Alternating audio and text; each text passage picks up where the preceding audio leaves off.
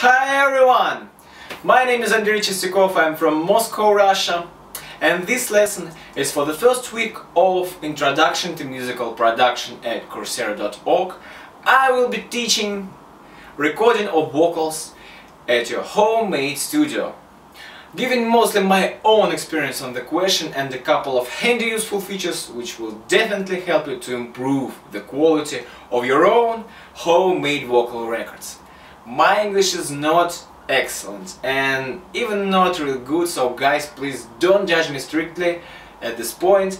I will try to do my best during the video.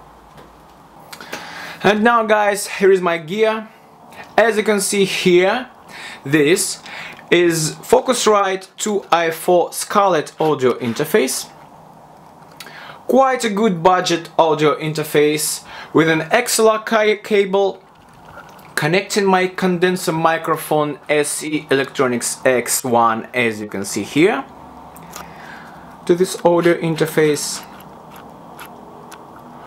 Also with the microphone there is a pop shield, which is needed to defend our extra sensitive condenser microphones from clipping on B and P consonants during the singing. Now guys, this is my room. I live in and record my vocals also here. As you can see, it's not very large. This is a beautiful, pleasant Moscow view from the window, and what can we see here? A highway!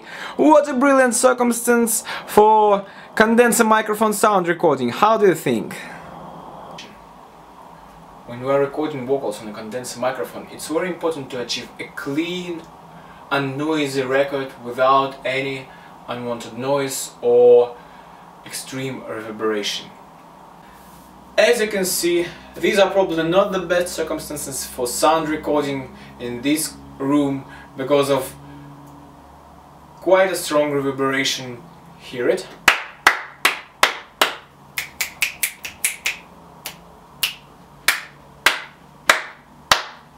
I think you can get it, guys.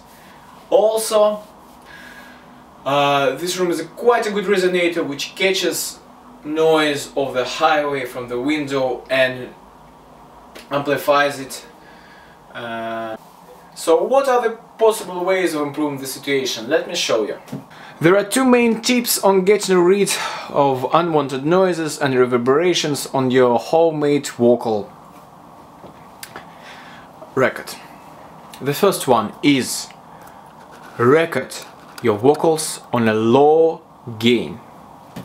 By the low gain, I can't tell you the exact amount of decibels, but in terms of Focusrite interface, I can show you that this tumbler of gain should be not more than 9 hours, comparing to a clock cipherblade. That is the way of recording vocals which my vocal tutor names whispering record. Whispering doesn't mean exactly whispering into a microphone, but whispering means that the outcome of your recording process will be very, very quiet. You can't really hear without a specific plugin. Now, guys, how are we gonna turn our whispering record into a good vocal record? Never mentioning homemade. Let me show you. Here is a small piece of audio recorded with a low gain on my Focusrite audio interface. Let's hear.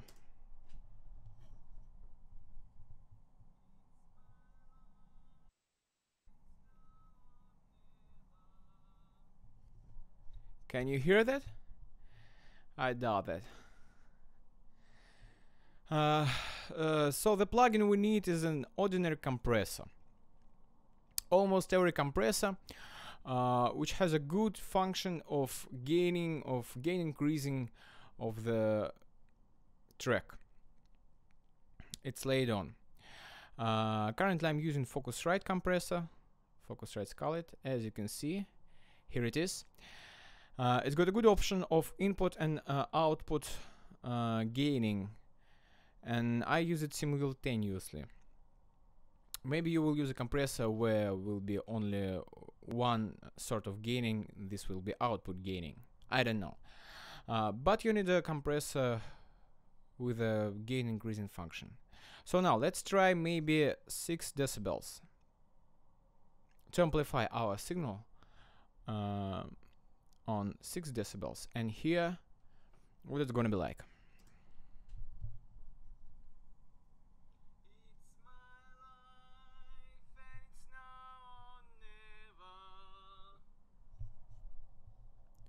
Was it something? Yeah, undoubtedly it was more hearable, but now I want to make gaining a little bit stronger. So now how am I gonna do it? To open my compressor and to choose something about maybe 10 decibels of gain increasing, both in and out.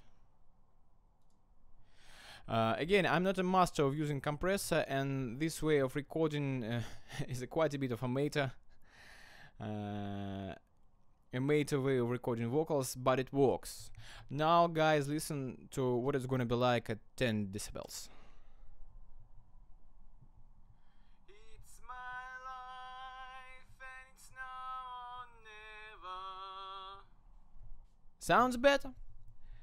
This is almost what we wanted. You can increase or lower again a little bit, and after that use some other sort of treatment on this audio track. But now we retained our purpose.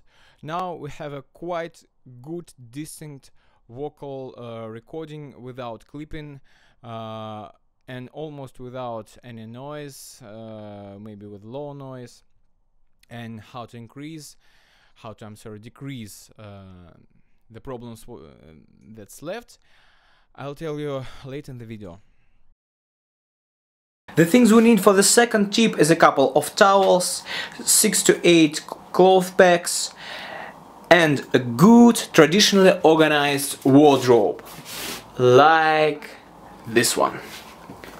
As you can see, there is a lot of clothes in there. Now, what are we gonna do with all this stuff? Let me show you.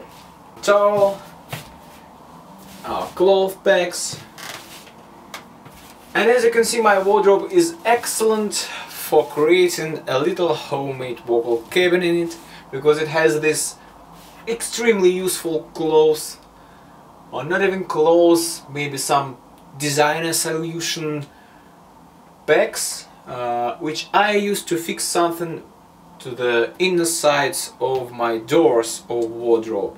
And that is what you have to do with your towels. Maybe your wardrobes are not so useful, you can use some blankets, or maybe I don't know, cords, fixing it to the upper side of the door. I don't know, but what we're gonna create is something like that. Ta-da! Here it is, a homemade vocal cabin.